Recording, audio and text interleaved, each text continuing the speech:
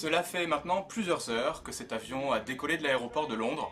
Le vol se déroule sans encombre et j'ai envie de dire plutôt parfaitement. Vous êtes tous partis pour des motifs différents que vous aborderez certainement plus tard. Et l'ensemble des voyageurs est détendu, plutôt à l'aise, à l'idée pour la plupart de partir en vacances, à destination des États-Unis, vous l'aviez bien compris. Messieurs, mesdames, vous êtes tous installés donc à bord de cet avion de tourisme, de ce vol de tourisme. Tout se passe bien, hein. Je vous laisse faire un tour de table pour simplement vous présenter, échanger entre simples passagers. On va essayer de respecter le tour de jeu qui sera le nôtre, à savoir le tour de jeu tel qu'il s'affiche, en commençant par Jason, Courtney, Jesse, James et Mike. Je vous laisse vous présenter. Pardon. Ok, alors moi c'est Jason. Qu'est-ce qu'il y a à dire sur moi? Moi j'aime bien boire et les voyages aussi. Donc bon, ouais voilà, rien à dire. Je suis pompiste.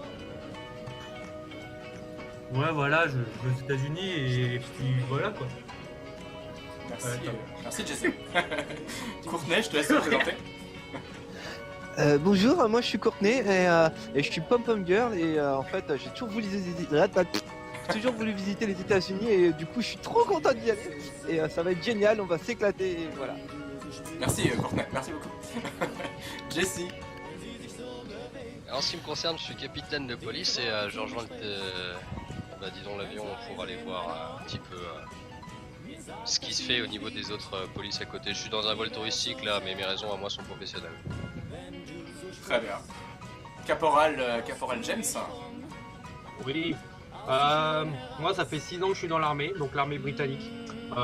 J'ai 23 ans. Je suis parti là, en ce moment là, je viens de quitter la Grande-Bretagne pour partir vers les États-Unis, histoire de rejoindre une amie à Washington, parce que je viens d'avoir une permission. Et voilà quoi, donc là je profite du voyage, je suis tranquillement posé dans l'avion, je regarde un peu autour de moi ce qui se passe. Voilà, rien de plus. Très bien. Moi je m'appelle Mike Bien Dawson. joué. Je suis professeur de sport de combat, donc j'en ai pratiqué beaucoup, hein, judo, karaté, jiu-jitsu.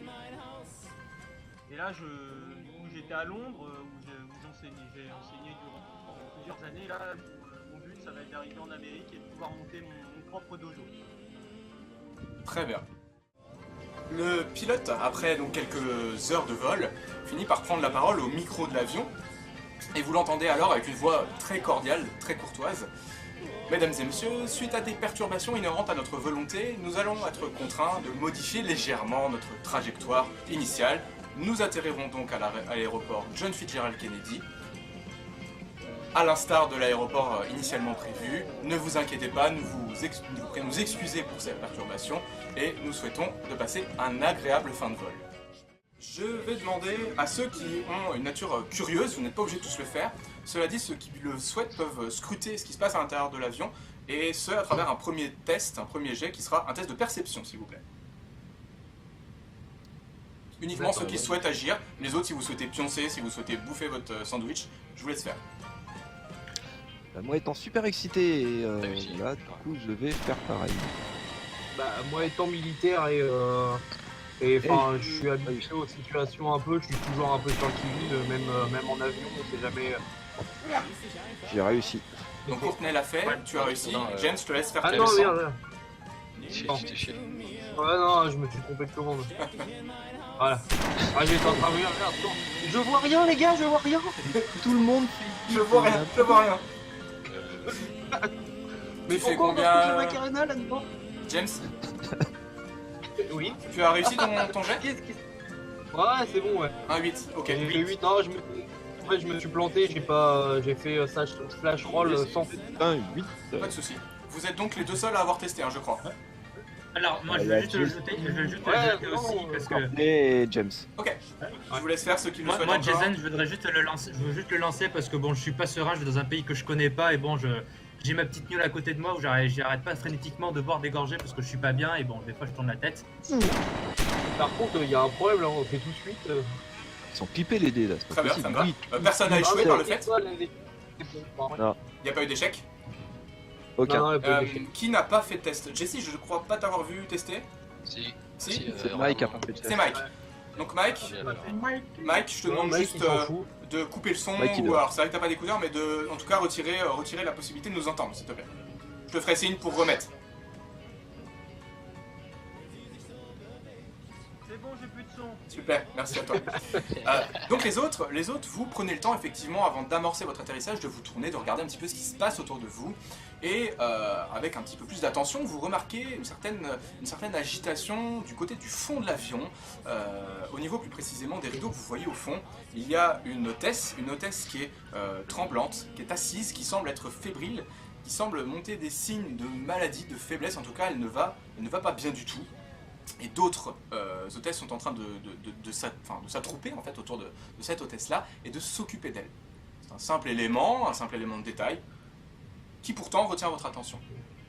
Après cette observation, vous entendez un signal sonore qui vous demande d'attacher vos ceintures. L'ensemble des passagers se prépare à l'atterrissage et vous amorcez votre descente. Après quelques minutes, des longues minutes en fait de descente, vous sentez que l'appareil est en train de descendre parce que vos tympans se bouchent. Vous approchez, vous le voyez par le hublot, ceux qui sont sur les extérieurs, vous approchez de la piste d'atterrissage. Il fait bientôt nuit, on est à la tombée du soir, vous distinguez les lumières de la piste d'atterrissage. Arrivé sur la piste, tout se passe bien, vous entendez l'appareil se poser. Malgré tout, vous sentez que quelque chose tourne mal. Vous venez d'heurter quelque chose sur la piste, vous en êtes persuadé. L'avion vient d'arracher une partie certainement de l'appareil, le pilote vient d'arracher une partie de l'appareil. Vous avez entendu ce vacarme assourdissant, vous n'êtes pas forcément informé de ce qui se passe, vous n'avez pas compris ce qui se passait. Pour autant, l'appareil s'arrête comme il le peut, au milieu de la piste d'atterrissage. Chers passagers, le spectacle sidérant qui s'offre à vous est à la hauteur de la violence du choc que vous avez subi à l'heure de cet atterrissage. Vous êtes ici en fait au beau milieu de la piste d'atterrissage, vous êtes seul, horrifié par le spectacle qui s'offre à vous, vous l'avez vu, de toutes parts, des flammes, de la fumée, qui est recouvert en fait par la pénombre, parce que la nuit est en train peu à peu de tomber, c'est ce que je vous disais, ce que vous aviez aperçu par les hublots de l'avion. Mais plus inquiétant encore, vous semblez en fait vous trouver au beau milieu d'un cimetière, un cimetière de chars, de véhicules blindés, abandonnés, pour la plupart détruits ou en flammes, tout autour de vous. Comment est-ce que vous vous organisez? Qu'est-ce que vous faites? Dites-moi. Déjà, comment on sort de l'avion? Parce qu'on a été choqués, on n'a pas reçu des coups, on s'est pas fait projeter vers l'avant, pas des trucs Alors comme ça. non, en soi, Jason, tu fais bien de poser la question, tu le vois en fait derrière en te tournant vers l'avion, il y a un petit peu de fumée qui se dégage de l'aile droite, derrière l'avion. Donc visiblement, il a en fait le bout de l'aile droite a effectivement sans doute tapé dans un des véhicules, maintenant tu en déduis ça, tapé dans un des véhicules, pour autant c'est pas un choc frontal, vous n'êtes pas heurté à un mur avec le corps de l'avion, d'accord? Ok, ça me va. T'inquiète, ta montagne. Concrètement, on n'a rien. Laisse la grosse débâcle. Peut-être qu'il faudrait déjà qu'on rentre dans l'aéroport. On va peut-être pas rester au milieu de la piste. Alors, moi je vois très bien le capitaine dire ok, ceux qui ont des formations de combat avec moi, tous les restes derrière nous en ligne. Alors, le capitaine, le capitaine de l'avion en fait vous a accompagné à l'extérieur et arrivé à votre hauteur, vous regarde et vous dit de manière très grave, écoutez, je sais pas ce qui se passe ici, les passagers refusent de descendre, ils veulent absolument rester tout au long de la nuit à l'intérieur de l'appareil avant de pouvoir sortir. Moi, il est hors de question, il vous le dit, il vous regarde, il est terrorisé, vous le voyez à ses yeux, il est hors de question que je reste ici plus d'une minute. Il hésite un petit peu, il regarde autour de lui, il est aussi déconcerté que vous, visiblement il n'est pas au courant de davantage de choses que vous. Pour autant, son attention est très vite captée, et tu le disais, je crois que c'était Jessie qui le disait, très vite captée par l'aéroport en lui-même, et par cette espèce d'embarcadère qui est un petit peu en hauteur, à quelques centaines de mètres en bas, vers la gauche en fait de cette map, et le pilote, avec un petit peu d'attention, après quelques instants, vous le confirme, il se retourne vers vous et vous dit écoutez, je suis beaucoup venu ici, je suis souvent passé par ici, je connais ces lieux, c'est mon travail, suivez-moi si vous voulez rester en sécurité. Moi il est hors de question, et il vous le dit, il est hors de question que je reste ici. Imaginons un seul instant qu'un autre avion décide d'atterrir, je ne resterai pas une minute de plus ici. Vous sentez clairement dans sa voix que le pilote ne restera pas plus d'une minute ou deux, il ne sera pas patient, et il commence déjà à se tourner vers l'aéroport. D'accord, moi je main sur l'épaule. Est-ce que tout de suite on peut d'abord essayer raisonner les personnes dans l'avion. Non, non. En mode, essayons d'en récupérer, Attends, Mathieu, je lui mets la main sur l'épaule au capitaine. D'accord. Attends, Alors, Ouais, bah, moi aussi, c'est pareil, moi je me rapproche de lui. effectivement, au moment où Jesse, où tu mets ta main sur l'épaule du capitaine, il se retourne, il te regarde et qu'est-ce que vous faites? Mais s'il vous plaît, vous vous rendez pas compte? Imaginez qu'il y a un ou deux autres appareils qui essayent de se poser, il faut absolument qu'on quitte la piste. Du calme. Je suis capitaine de police. Derrière moi, on a un caporal de l'armée britannique. On va y Je aller. sais pas. Par contre, vous nous suivez. Bon, on a fait la présentation tout à l'heure. Oui, oui, je considère Oui, que non, mais- vous avez pu échanger à travers le... Même au moment où vous êtes descendu de l'appareil. Bon. Ça, parce que je pensais qu'il avait voulu qu'on fasse ça comme ça. Mais... Du coup, je dis, je suis capitaine de police. Vous allez me guider, mais vous restez derrière moi. Il est hors de question Oh. qu'on vous perde, surtout si vous connaissez les lieux. Non, attends, moi je lui propose autre chose parce que je sais que, enfin, d'expérience, je sais très bien que dans les avions, il y a toujours des balises de détresse ou des trucs comme ça. Est-ce qu'il y a des, tu sais, des pistolets blancs balises, comme sur les bateaux, comme normalement t'en as, hein, si l'avion il se crache en mer et que t'as besoin de signaler ta position. Ouais. Effectivement. Alors, le pilote te regarde, se retourne et tu le dis, écoutez, oui, il doit y avoir quelque part, effectivement, il doit y avoir du matériel qui est destiné à ça, mais s'il vous plaît, on ne traîne pas. Les passagers sont terrorisés, ça commence à crier à l'intérieur. Si vous souhaitez absolument retourner dans l'avion, je vous laisse y retourner, mais moi, je veux partir, s'il vous plaît. Vous sentez, très D'accord. clairement, vous sentez que retenu... Alors, il est peut-être retenu de force, mais sinon, le pilote vous échappera. Il va quitter les lieux, il veut se barrer, Ouais. il veut partir. Je lui demande vite fait où est-ce que c'est et s'il y a des pieds de biche ou des trucs comme ça, des petits outils. Il y a une Et plaque j'y de vais en survie. courant. D'accord. Donc, Ouais, effectivement... normalement t'as des plaques de survie. Ouais. Le pilote te répond, il te le dit, hein, à ma connaissance, écoutez, oui, il y a des pistolets, des lance-fusées, il y en a un au niveau de la droite. Quand vous rentrez dans mon cockpit, sur la droite, vous trouverez ça dans un des placards. Des pieds de biche, mais J'y qu'est-ce vais que en vous... courant. Voilà, d'accord. Tu retournes à l'intérieur de l'avion? Ouais. Et pieds de biche aussi. Non. Non, ok, bah écoute, moi j'y vais en courant et je vais chercher ça. Très bien. Je considère donc, tu peux le noter sur son stuff, que tu récupères à l'intérieur de ce cockpit, comme te l'avait indiqué le pilote, un lance-fusée avec 2 munitions. Ok. Ok? Ensuite, Ok, ça donc, marche. James, Jesse, vous avez agi donc auprès du pilote. Courtney, Jason ou Mike, pour l'instant vous n'avez rien fait, qu'est-ce que vous souhaitez faire? Moi j'aimerais bien essayer, donc quand le caporal James il remonte dans l'avion, j'aimerais bien le suivre et essayer de raisonner vite fait, tu vois, un peu en criant dans l'avion, en expliquant ce que le pilote vous a dit juste avant, qu'il y a un autre avion qui atterrit prochainement, et faire sortir, Très bien. se déplacer à plusieurs au lieu juste de les laisser là et partir en leur tournant Donc, le dos. Que si je comprends bien, Mike, ton objectif c'est vraiment de retourner à l'intérieur de l'appareil pour convaincre un maximum de gens de quitter l'appareil, c'est ça hein? Alors convaincre, enfin je leur dis, je leur explique, mais Hmm. je m'éternise pas non plus, hein, j'ai pas envie de rester Alors, le prochain territoire. comme tout à l'heure, je vais demander à ceux qui ne retournent pas dans l'avion d'enlever les casques. Regardez bien le signal pour remettre les casques, s'il vous plaît. Mike, tu remontes à l'intérieur de l'appareil et tu constates effectivement que le pilote n'exagérait pas. C'est la débandade à l'intérieur de l'appareil, les gens sont paniqués, ils sont cloîtrés, ils se sont réfugiés plutôt vers l'arrière de l'appareil. Ils sont pour la plupart cachés derrière les fauteuils, emmitouflés, cachés derrière leurs bagages, leurs valises, ils sont terrorisés. Qu'est-ce que tu dis exactement? Donc j'essaye, je crie un peu fort, donc avec toujours en étant calme, parce que je suis professeur de sport de combat, donc je sais expliquer, rester calme, donc je leur dis, je fais arrêtez de vous cacher, vite, dépêchez-vous, sortez, sortez. Qu'est-ce que vous allez faire quand notre avion atterrira? Le pilote nous a expliqué qu'il connaissait les lieux, on peut s'en sortir et rejoindre rapidement l'aéroport pour se cacher. À tes dires, un homme se lève et visiblement servira de porte-parole entre guillemets pour le reste de l'équipage. L'avion n'était pas complet, pour autant il y a quand même assez de monde qui est réfugié à l'intérieur. L'homme s'approche, te regarde, il a les yeux, tu sens qu'il est aussi, vraiment il est apeuré, il y a une méconnaissance de ce qui est en train de se passer, il est terrorisé et pourtant il va te le dire et il te le dit très clairement. Écoutez, on sait pas du tout ce qu'il est en train de se passer dehors, je sais pas si vous avez regardé par les hublots, je crois même que vous êtes descendu. Écoutez, j'ai jamais vu ça de ma vie, mais je vous assure que je ne sortirai pas et que personne d'ici ne sortira de cet avion. On ne sait pas ce qui nous attend dehors, il y a des flammes partout, on entend des bruits, on entend des tirs à l'horizon. On préfère attendre la levée du soleil, c'est beaucoup plus prudent, on appellera du secours à ce moment-là. Tu comprends, vraiment Mike, tu comprends que c'est peine perdue, que l'équipage, que le reste en fait, de cet équipage n'a pas volonté à quitter l'appareil. Par contre, Mike, je vais te redemander un test de perception, s'il te plaît.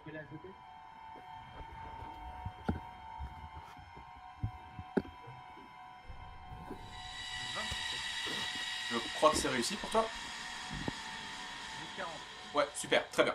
Donc Mike, pour revenir à l'élément qui vous avait interpellé tout à l'heure, qui avait interpellé tes camarades, tu constates que l'hôtesse de l'air, qui est au fond de l'appareil, qui était visiblement souffrante, hein, c'est ce qu'avaient constaté certains du groupe tout à l'heure, qui est donc malade, l'hôtesse de l'air, son état semble être stabilisé.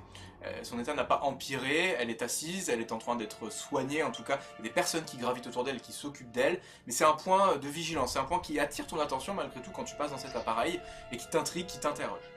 J'essaye de voir si elle a envie de sortir, vu qu'elle a peut-être pas pu s'exprimer, et qu'elle a l'impression de tout ce qui se passe.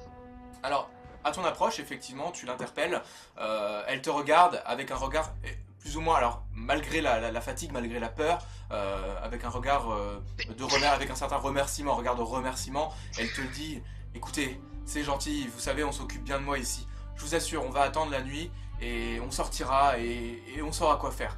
On connaît un petit peu ces lieux aussi, comme le pilote. Suivez le pilote si vous voulez vraiment vous risquer dehors, mais ça va aller. Je me sentais pas très bien, j'avais la tête qui tourne, je toussais un petit peu, mais ça va mieux, je vous assure. Donc là, bon bah du coup je vais ressortir, mais est-ce que je peux essayer d'avoir un extincteur ou un peu comme ça, vu qu'il y a un peu de flamme partout, je me dis peut-être que ça pourrait servir. Oui, tout dans à les fait. rapports. Tout à fait, Mike. Effectivement, en sortant de l'appareil, tu le vois, c'est également, comme James l'a fait, c'est à côté du cockpit du pilote. Tu as un petit extincteur. Alors, c'est vraiment pas, c'est pas les gros extincteurs que tu peux avoir dans certains bâtiments, mais c'est un extincteur de C'est les petit. petits. Voilà, de petite taille. Si tu le souhaites, tu peux le prendre. Par contre, effectivement, tu n'as pas d'équipement sur toi, tu n'as pas de sac, tu n'as rien du tout. Donc, je considère que tu le portes à la main. Je suis parti avec quoi comme bagage à la base dans l'avion? Parce que si je suis parti avec des trucs importants, c'est vrai que je vais plutôt avoir tendance à avoir envie de les emporter, quoi. Tous, vous êtes partis avec des bagages de courtoisie entre guillemets, vous êtes partis avec une valise de vêtements, tu n'as pas pris, si c'est ta question, tu n'as pas pris de matériel lié à ta pratique, enfin, t'as pas pris de matériel de tir, t'as pas pris ton arme de service. Si Tir c'était- non, mais J'ai oublié mes pompons. Oh putain. mais non, bah, c'est pas grave. plus inquiétant encore, enfin, c'est-à-dire que pour accéder au sous de l'appareil, il faudrait que tu trouves une solution, également pour pouvoir aller récupérer. Mais je suis pas fermé. Les soutes sont fermées. C'était plus, je pensais plus à le genre bagage à main rapide qu'on avait, genre un petit sac à dos, mais à mon avis, je pense que je vais trouver suffisamment ce qu'il faut sur la piste. D'ailleurs, au niveau de la piste, combien je vois de cadavres accessibles? Alors, très bonne question. Jesse, pour répondre à ça, je vais te demander un test de perception et je vais répondre en fonction de ta réussite. Je te donnerai les éléments, donc uniquement localiser les cadavres, on est d'accord. C'est là. Alors, Échec. il me semble... Bon, merci. Alors attends, Jesse, il me semble que en tant que flic, tu as un bonus de 15% sur les tests de perception en milieu urbain. 20, mais ça reste un échec. Ça reste un échec. Très bien. Eh Donc, ouais, tu as fait combien 72 72, très bien. Remuer le Avec couteau dans la pluie. pour 60 avec le bonus. Pour 60 avec le bonus, très bien. Donc Jesse, effectivement, au moment où tu scrutes les horizons, tu commences à regarder autour de toi, il y a ni plus ni moins que l'aspect dévasté en fait du lieu qui t'interpelle et tu n'arrives pas à te concentrer, malgré ta formation, tu n'arrives pas à te concentrer sur réellement ce qui est important, essayer de trouver peut-être des survivants ou essayer de trouver des corps. Pour l'instant, tu te contentes de fixer les flammes, tu n'es pas suffisamment attentif pour localiser ce que tu cherches. Ensuite, qui souhaite agir? Courtenay? Moi, je regarde un peu partout. Je vois, enfin, de loin, je suppose qu'on voit les flammes qui sont là quand même. Tout à On fait. voit au moins la Tu vois. lueur. Hein. Ouais, tu vois les Autour, lueurs, tu vois du coup, différentes je suis, flammes, tu en as. Ouais. Je suis un peu dans une, je suis pas dans une crise de tétanie, mais presque. Je sais pas quoi faire. Je suis là au milieu des flammes. J'ai une boule là. Qu'est-ce qu'il faut que je fais? Je suis perdu. Qu'est-ce qui se passe? Donc du coup, je vais me mettre derrière ceux qui me semblent plus à même de m'aider, et donc c'est le flic et le militaire, et je reste près d'eux en fait, en me disant peut-être qu'eux vont pouvoir m'aider. Très bien. Jason, est-ce que tu souhaites agir? Ouais, donc je serre très fort ma bouteille de Saint-Georges à la main, et là je suis paniqué, un peu comme Courtenay, et là je suis vraiment paniqué, je suis vraiment pas bien. Là j'ai envie d'aller voir, enfin ouais, pareil comme Courtenay, j'ai un peu essayé de remarquer qui était à même de donner les ordres en cas d'événement critique. Et donc j'essaie de me rapprocher de Jesse ou du caporal, là s'il est revenu. Et je leur dis la question, on fait pas comme a dit le pilote là, on s'en va pas voir l'aéroport là, dans le bâtiment? Au moment où tu dis ces mots, Jason, tu entends le pilote qui reprend la parole et qui vous dit d'un seul coup, d'un air vraiment d'un air soudain, regardez là-bas. Il fixe du regard, c'est donc ce deck de débarquement, en fait, cette zone de débarquement qui est collée à l'aéroport. Vous fixez le point et vous constatez, en même temps qu'il vous le dit, vous constatez maintenant une lueur, vous en êtes persuadé, une espèce de flash lumineux, répété, qui pop de manière plus ou moins régulière, de manière plus ou moins alternée. Ça ressemblerait presque, Jesse et James, vous le savez, ça ressemblerait presque à du Morse. Le pilote prend la parole et vous dit, regardez, je vous l'avais dit, c'est par là qu'il faut aller, il y a des survivants, suivez-moi. Il reprend sa marche. Juste une question, là c'est bon, on est ressorti nous. Oui, tout à fait, vous êtes redescendu, ouais. D'accord, en fait, en descendant, étant donné que je suis en hauteur, je jette un petit coup d'œil un peu partout, histoire de voir, c'est vraiment jauger la situation. Ensuite, je descends le toboggan là. Je cours vers le capitaine de l'avion. Je lui montre le pistolet. Je lui dis c'est bon, maintenant j'ai récupéré ce qui pouvait être intéressant. Je propose qu'on parte en courant et du coup c'est à ce moment-là que je vois les lumières, c'est ça? Tu les vois. Effectivement, au moment où tu arrives, où tu rejoins le groupe, le pilote est en train de tendre le bras. Il tend le doigt en fait vers l'aéroport et tu vois ce petit signal lumineux, ce petit signal de Morse effectivement que tu identifies. Hein. C'est quelque chose auquel tu es familier. Alors pour autant, tu ne déchiffres pas de message particulier. Ça semble être plus ou moins aléatoire, en tout cas mal maîtrisé. Mais il y a visiblement un être vivant. Il y a quelqu'un qui est en train de vous faire un appel. D'accord. Moi, donc je lui dis, moi ce que je propose c'est d'aller en petite foulée, on suit tous, surtout on reste groupé, on va jusqu'à la lumière et en passant par là, jette des petits coups d'œil dans le... Ici c'est un véhicule je crois. Oui tout à fait, ouais. Donc je jette un petit coup d'œil dans le véhicule s'il n'y a pas quelque chose et après je passe et puis on va vers la lumière quoi. Ok, c'est alors plus ou moins... C'est plus ou moins ce que tu allais faire, Jesse? C'est plus ou moins exactement ce que j'allais leur proposer, c'est de se mettre en formation, le caporal et moi devant, puis le pilote juste derrière, avec tous ceux qui nous suivent sur deux lignes. Ouais, on se met deux par deux. En gardant tous l'œil ouvert sur du matériel qui peut nous être utile, parce que je leur dis concrètement, c'est une situation d'urgence. Vous voyez avec tout le matériel qu'il y a à côté de nous, si on peut retrouver des armes, des sacs, quoi que ce soit qui peut nous être utile, vous le dites, vous le signalez. C'est ça. Donc vous souhaitez partir par ici quand même, contourner légèrement avant de rebiquer vers l'aéroport, c'est ça? Ouais, en fait l'aéroport est de quel côté? Alors l'aéroport exactement est dans cette direction, c'est la direction que pointe le pilote en ce moment. D'accord. Moi après les autres ils peuvent partir par là, mais moi je vais voir vite fait jeter un coup d'œil dans le véhicule là qui m'intrigue un peu et du coup après je pars. On va donc faire deux groupes. C'est possible justement de laisser le caporal va vers ce véhicule avec une ou deux autres personnes. Ouais, et vous Le capitaine Jesse va vers l'autre véhicule. Vers celui-là, ouais. Tout à fait. Ouais. Tout à fait, je vous le propose. Ouais. Vous pouvez faire deux groupes, je vous laisse dissocier, séparer vos personnages physiquement, réellement. Vous pouvez faire deux groupes, on va jouer de manière alternée, premier groupe puis deuxième groupe pour savoir ce que vous y découvrez. Ouais, moi je pars en courant, moi je sais pas qui me suit, je m'en fous, je pars en courant. Moi j'ai dit ce que j'avais à faire, je pars. Non, moi je les attends. Donc Courtenay, tu vas avec James, ça va? Ouais. C'est ça, avec le caporal moi. Ok, très bien. Parce que je vois que Courtenay me fait l'œil. Alors, James, au moment où tu approches du véhicule, effectivement, tu vas avoir plus d'informations, tu vas avoir plus d'éléments. Tu arrives face à un véhicule qui était, semble-t-il, un véhicule à l'époque d'intervention, tu sais, sur les avions, qui permet de transporter les petits wagonnets au niveau des aéroports. Véhicule qui a pris cher. Réellement, il est usagé, les pneus ont été crevés, en tout cas il y a eu des impacts. Plus encore, et là je vais te demander un test de perception pour analyser la zone dans sa globalité.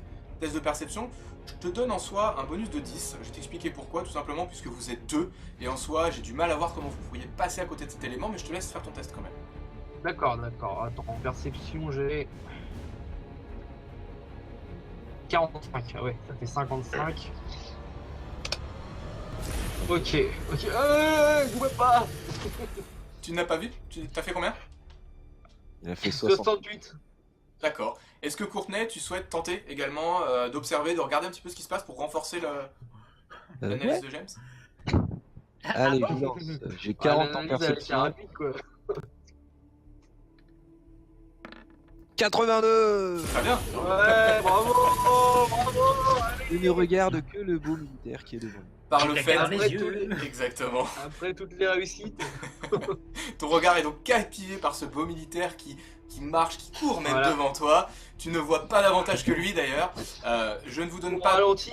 davantage d'éléments, simplement James, tu le vois quand même, c'est sous ton nez. Le char, le véhicule blindé qui est sur ta gauche, a subi des impacts très importants, il est noirci et il y a beaucoup de taches de sang à cet endroit. Par le fait que vous n'avez pas D'accord. plus d'éléments. Est-ce que je reconnais les impacts? Parce que étant donné que j'ai fait la guerre en Irak, j'ai dû voir des bombardements, j'ai dû voir des. Et ça, je Est-ce te que je vois que l'accorde. c'est un éclat? Est-ce que je vois que c'est des obus ou Très bonne- si c'est une explosion? Très bonne analyse, effectivement. Je te l'accorde puisque tu as déjà fait des conflits. Il semblerait effectivement que ce soit l'impact ni plus ni moins d'un autre char. Visiblement, il y a eu des tirs croisés. D'accord. Il y a eu des tirs croisés et il s'est pris à un obus d'un char qui était similaire, tout simplement. Donc, ensuite, on avait, il me semble, Mike et Jesse, Jessie, qui se dirigeaient donc vers l'autre véhicule. Qu'est-ce que vous vouliez faire exactement? avec moi, j'ai beau être perdu, bourré, je les suis, je suis la femme. Tu les suis? Restez derrière moi. Ouais, bon, restez derrière moi. Moi, je me cale contre le coin du véhicule qui m'a l'air d'être retourné, non? C'est ça? Non, du tout, il est dans le sens normal. Facile. Et il n'a pas de traces, enfin par rapport aux autres, effectivement, il n'a pas de traces d'impact ni de choses particulières. Ok. Bah, du coup, je me cale en observation pour le moment. Hein. C'est juste histoire de voir si je vois quelque chose d'étrange par là. Alors, étant donné, Jessie, que tu y es collé, je vais pas te demander de test pour savoir ça. En fait, tu arrives donc au dos d'un véhicule, ce qui est un véhicule de transport de troupes léger. Arrivé derrière ces portes, qui sont pas forcément, alors, c'est pas ton domaine d'activité en soi, mais c'est pas non plus, tu connais un petit peu ça. Il y a un bouton. Alors, non, il y a plus qu'un bouton. En fait, il y a quelque chose qui te choque, qui te frappe arrivé à la porte arrière de ce véhicule qui est censé s'ouvrir pour faire débarquer les troupes. La porte a été soudée de l'extérieur à de très nombreux points. Elle est verrouillée, si tu veux. Ils ont figé, visiblement, quelqu'un a figé l'arrière du véhicule pour que personne ne puisse y rentrer. Ok, bah, est-ce que sur ce modèle-là, il y a des hublots?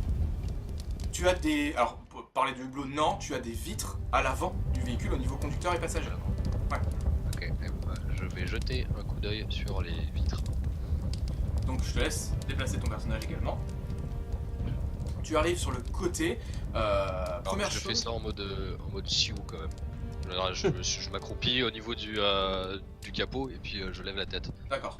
Au moment où tu relèves la tête juste au-dessus du capot, tu constates qu'il n'y a rien ni personne à l'intérieur du véhicule. Je toque sur la vitre. Tu toques, tu t'approches effectivement, il ne se passe rien de plus. on peut pas ouvrir la porte, elle est soudée. Il y a des trappes en haut mais on n'a pas la clé donc ça servira à rien. Non, alors effectivement la question Mike est bonne et effectivement tu es à côté. Les traces de soudure que tu as vues à l'arrière se retrouvent également sur la porte conducteur. Tu es côté conducteur, d'accord? Ouais. Bah non, pas moyen de rentrer, c'est soudé. Puis bon, pour ouvrir ce genre de truc, toujours pas de cadavre. Pas ce côté-là. Enfin, pas de corps, je veux dire, non. sur le trajet qu'on a fait, là, y a rien. Sur le trajet que vous avez fait, tu n'as rien vu. Par contre, ce que tu remarques, et Jason, tu l'as juste en face de toi, hein. Mike, c'est également le cas pour toi, c'est un petit peu plus loin, mais tu as des traces d'impact aussi que tu vois sur le sol, sur le béton, des plaques de béton qui ont été littéralement arrachées par des impacts. Ça ne fait que renforcer en fait cette sensation que vous avez que ça a cartonné ici.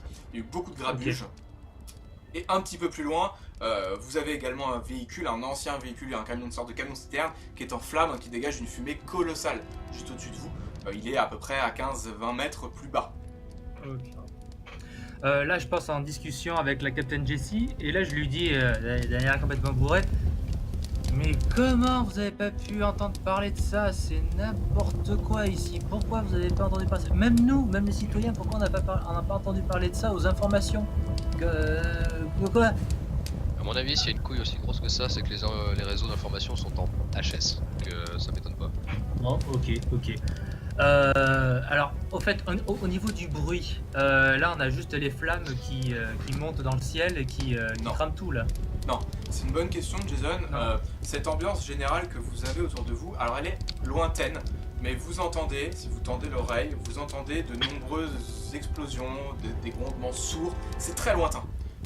Ça ne Ok. vous concerne plus localement, mais vous entendez des bruits de tirs très lointains, des sifflements, quelques Ouais. claquements. Ça gronde certainement à plusieurs kilomètres maintenant de vous. L'action s'est certainement déplacée. Voilà, elle s'est déplacée de cette zone à l'autre bout de la ville certainement. Mais vous entendez tout ça. Alors, juste au niveau du bruit, en fait, c'était pour savoir s'il y avait énormément de bruit, mais je voulais tendre l'oreille.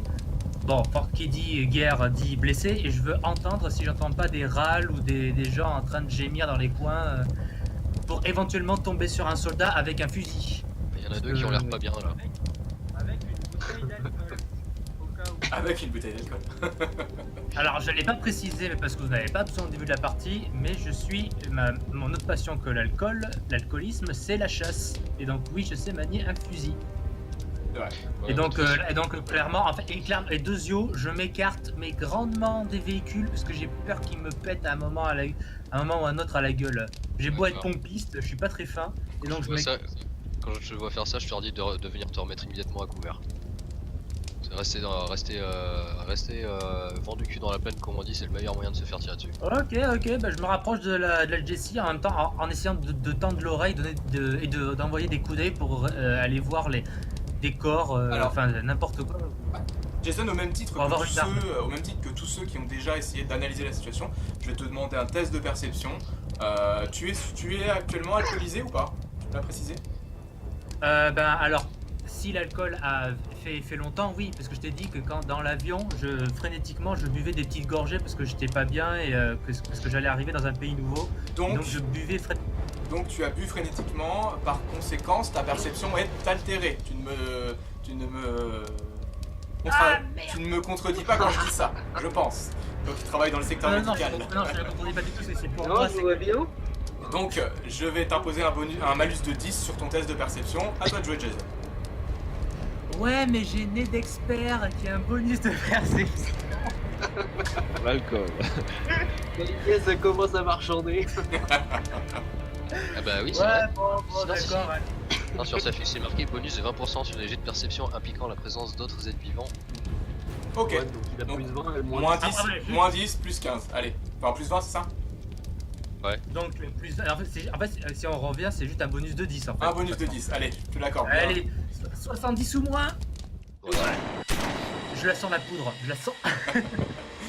Très bien. Donc Jason, effectivement, tu te concentres, tu y arrives et c'est très surprenant vu ton état d'alcoolisation. Tu te concentres, tu essayes d'écouter, d'entendre. Et ce qui te choque, Jason, ce qui te choque autour de toi, c'était... En fait, tu as effectivement ce grondement à l'horizon, mais tu n'as ni plus ni moins autour de vous qu'un silence extrêmement pesant. Vous semblez être les seuls encore en vie dans un certain périmètre.